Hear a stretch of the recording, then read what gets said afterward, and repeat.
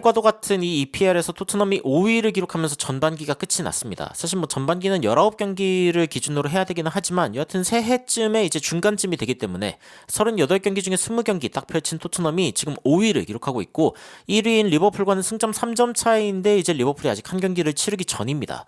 그래서 이 부분을 좀 감안을 해야 되고 1위였던 아스날은 어느새 4위까지 쳐져가지고 토트넘과 지금 등을 맞대고 있습니다. 제가 봤을 때는 뭐 순위 역전이 그렇게 멀지 않았다라고 느껴집니다. 아스날의 최근 폼이 너무 안 좋고 지금 5경기 3패, 지금 1승 1무 3패를 거두고 있는 상황이기 때문에 지금 최상단에 있는 팀 중에서는 아스날이 제일 폼이 안 좋다라고 이야기를 할 수 있습니다. 한편 리버풀 같은 경우에는 3승 2무, 아스톤 빌라는 3승 1무 1패 등등을 기록하고 있는데 토트넘이 4승 1패를 기록하면서 이 웨스트햄과 함께 지금 급상승을 하고 있습니다.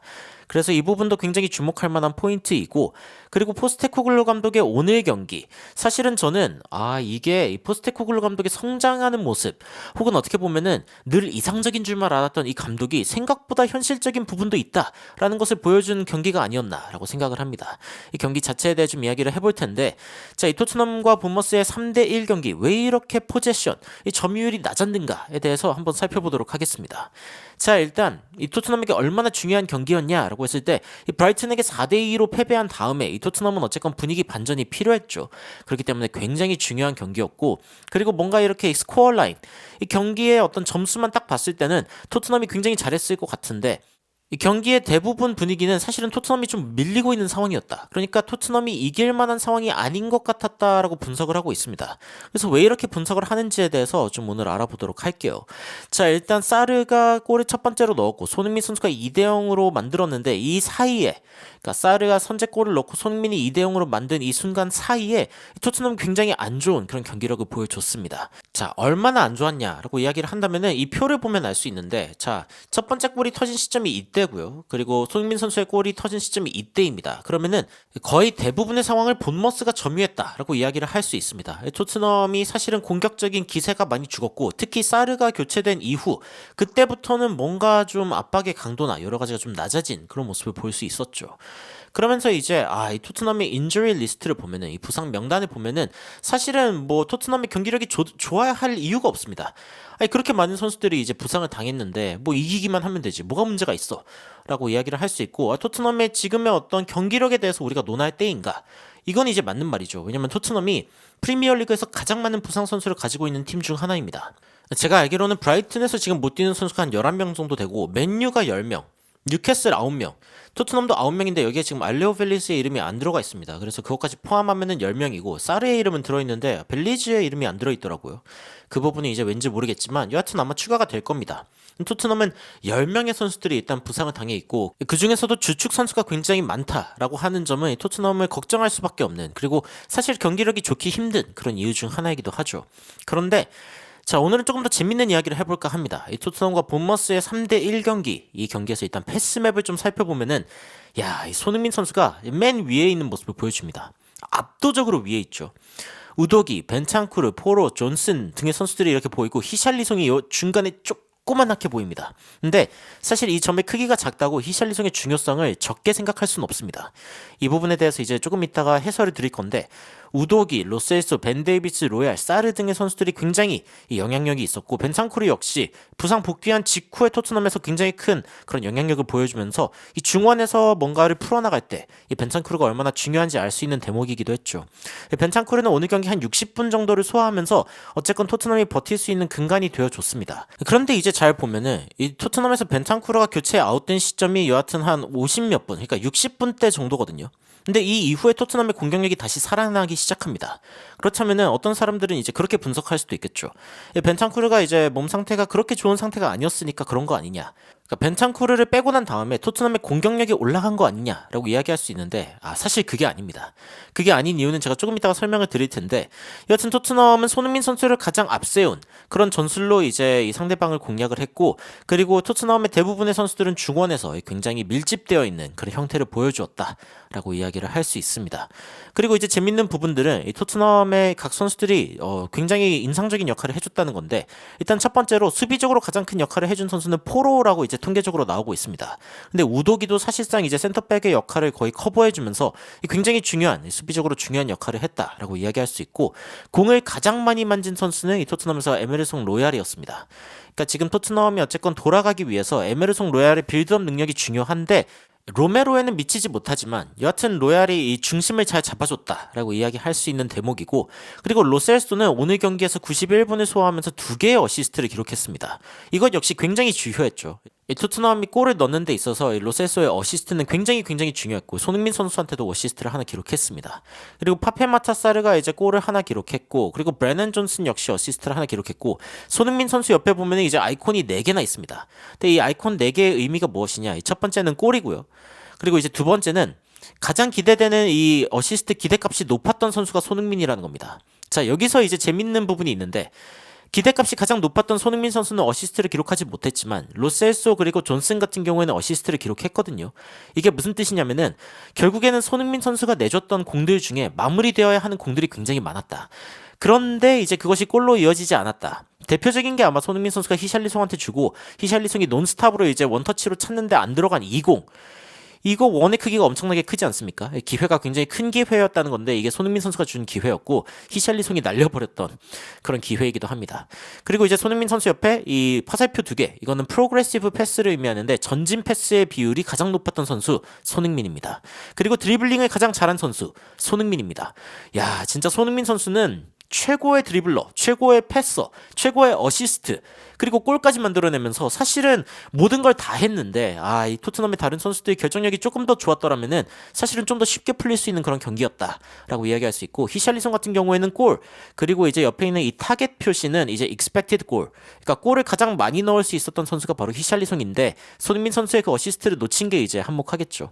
그리고 마지막으로 이 동심원으로 되어 있는 이 부분은 프로그레시브 리셉션이라고 전진 패스가 나왔을 때 받아주는 역할을 한 선수, 그 선수가 바로 히샬리송이었다.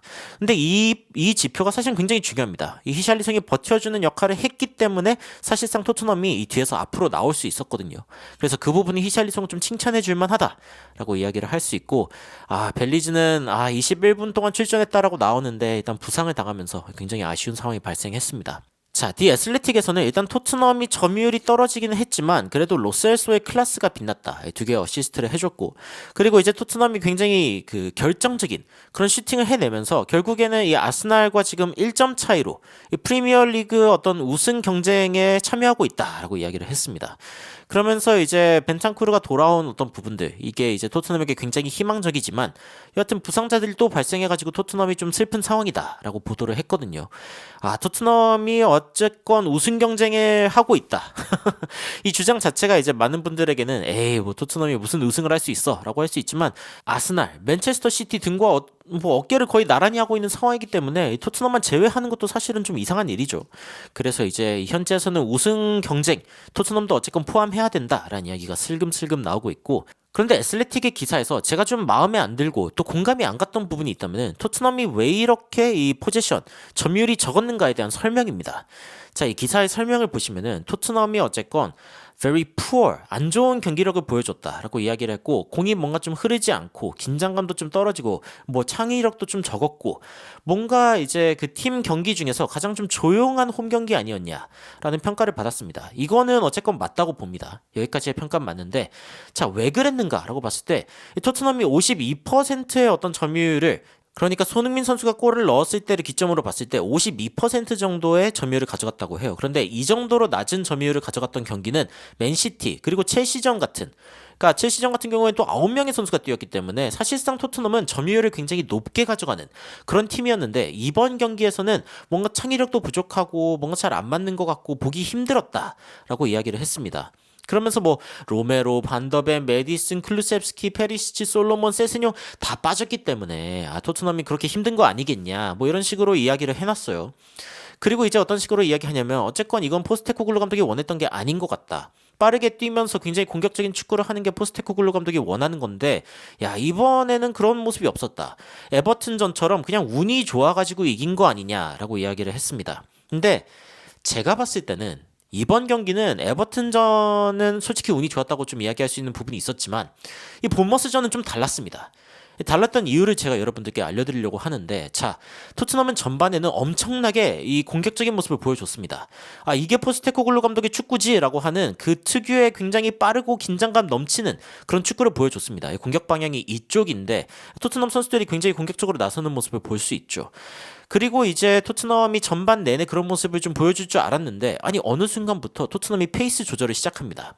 자, 토트넘이 전반 초반에는 어쨌건 전방 압박을 하면서 뺏어냈고, 이 뺏어낸 공이 사르한테 연결되면서 어쨌건 골이 들어갔죠.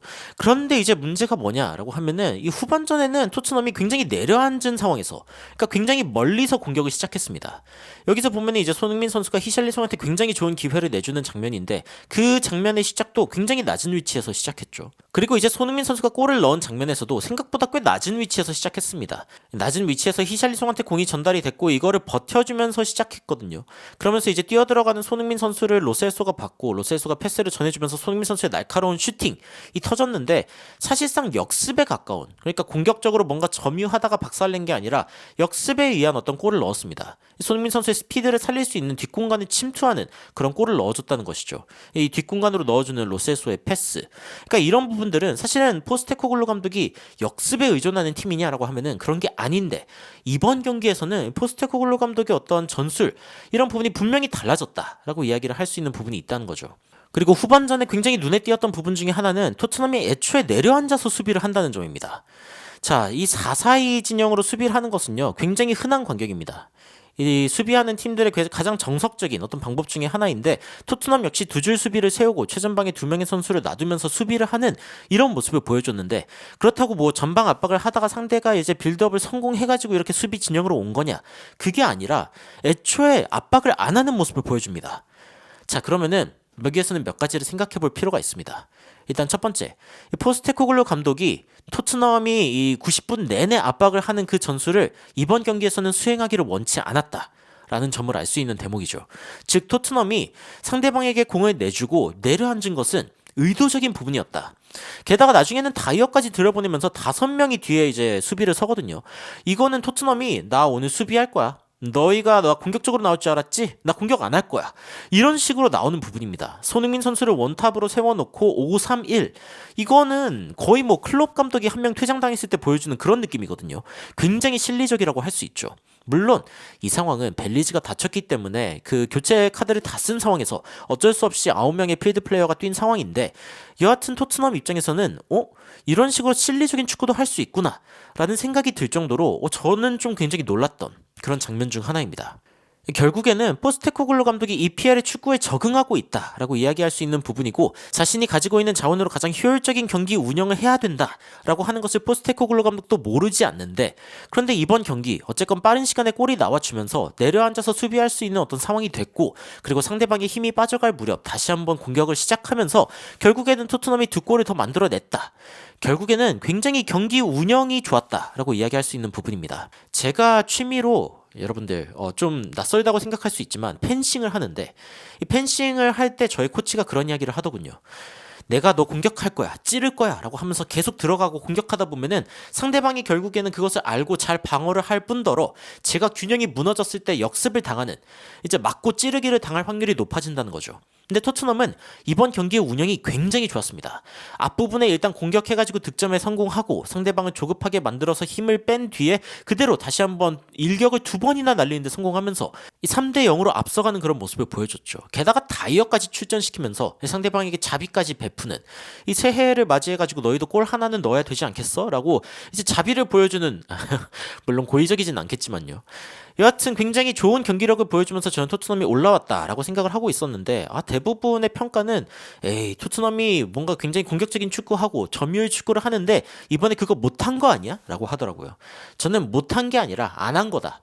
물론 못할 수도 있으니까 안 한 걸 수도 있는데, 여러분들 선택적으로 안 하는 것과 선택을 했는데 못하는 것, 이거는 좀 차이가 있습니다. 토트넘의 어떤 수비적인 모습, 저는 이게 굉장히 의도적이었다고 생각하고, 그리고 이 4-4-2, 이 5-3-1, 이 진영이 보여주고 있는 토트넘의 모습은 결국에는 나 이길 거다 라고 하는 포스테코글루 감독의 의지가 드러난 게 아닌가 싶습니다.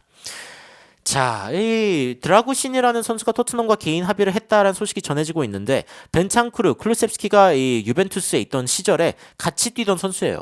친한 선수들입니다. 그래서 이 드라구신이 토트넘에 오고 싶어하는 이유를 알겠네. 뭐 이런 식으로 이야기가 나오고 있죠. 토트넘은 어쨌건 선수들이 다시 보강되고 나면은 다시 이 포스테코글루 감독이 원하는 공격적인 플레이, 90분 내내 밀어붙이는 플레이, 주도적이다 못해 독단적인 그런 플레이를 다시 한번 보여줄 겁니다. 이 선수들의 퀄리티가 올라가면 말이죠. 하지만 일단 선수들이 보강되기 전까지 포스테코글루 감독은 버텨야 한다라는 자신의 어떤 입장을 알고 있고 결국에는 여러 가지 시도 끝에 결국엔 3대1로 본머스를 효율적으로 이겼다. 라고 저는 생각이 드는데 이 외신에서는 어쨌건 토트넘의 경기력이 좀 문제가 있었다. 그거는 이제 교체할 선수가 없었고 주전 선수가 없기 때문이다. 라고 설명을 했습니다.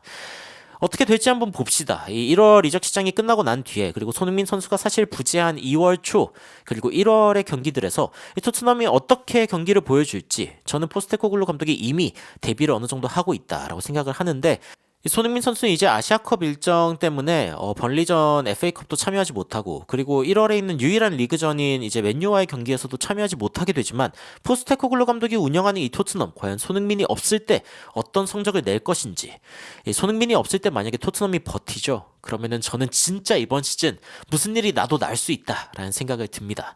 물론 뭐 희망사항일 수 있겠지만 여러분들과 함께 또 이런 희망을 공유하는 것이 저의 역할이 아닌가 생각을 해보면서 영상 마치도록 하겠습니다. 저의 영상 분석 그리고 여러 가지 외신들 굉장히 재밌게 그리고 흥미롭게 보셨다면은 구독과 좋아요 잊지 마시고 더더욱 재밌는 소식으로 여러분들 찾아뵙도록 하겠습니다. 이상 놀라운 논란 미스터 논란이었습니다. 시청해주셔서 감사합니다. 새해 복 많이 받으세요. You are my sunshine, my only sunshine. You make me happy, home and away. And when it's pouring, you keep on scoring. So please don't take my sunny away.